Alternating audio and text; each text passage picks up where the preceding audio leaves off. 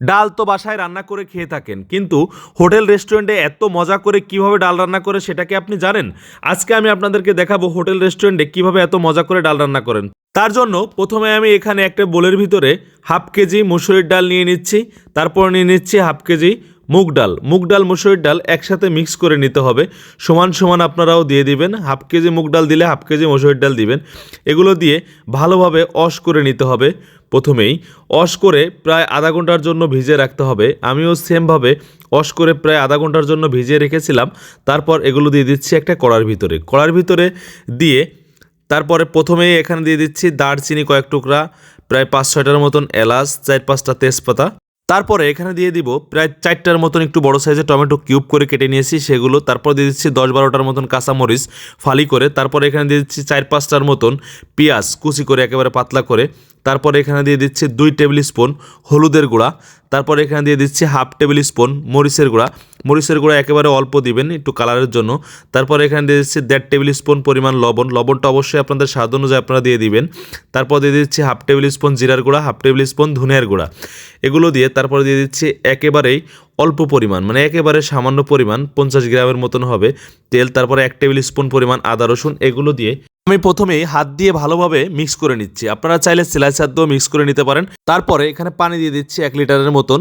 আর হাত দিয়ে না মিক্স করলে আমার কাছে মনে হয় ডালটা অত বেশি স্বাদ হবে না, এরকম আর কি।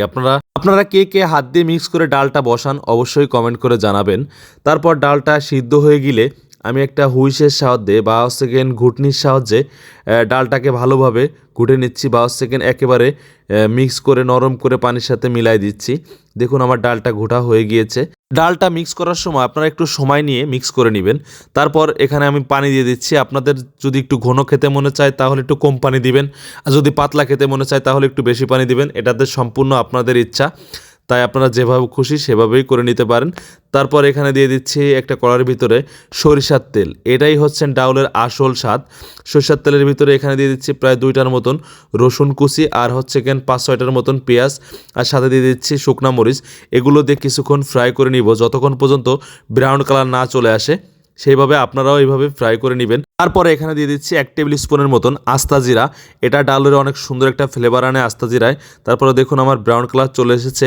এর ভিতরে আমি দিয়ে দিব 1 ডাব্বু ডাউল দিয়ে মিক্স করে তারপরে পুরো ডাউলের ভিতরে ছেড়ে দিব এই বাগারটা দিলে এত সুন্দর একটা ফ্লেভার আসে, বিশ্বাস করেন আপনারা একবার হলো এই ডাউলটা রান্না করে খেয়ে দেখবেন বাসায়, খুবই মজা হয় এই ডাউলটা। তারপর উপরে দিয়ে দিচ্ছি সুন্দর একটা ফ্লেভারের জন্য ধনের পাতা দিয়ে মিক্স করে নিচ্ছি ডাউলটা, যেন সব জায়গায় ধনের পাতার ফ্লেভারটা মিক্স হয়ে যায়। তারপর ডাউলটাকে আমি একটা বাটিতে উঠাই নিচ্ছি।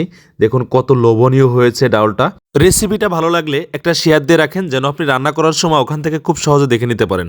আর কোন জেলা থেকে আমার ভিডিওটা দেখছেন অবশ্যই কমেন্ট করে জানাতে ভুলবেন না।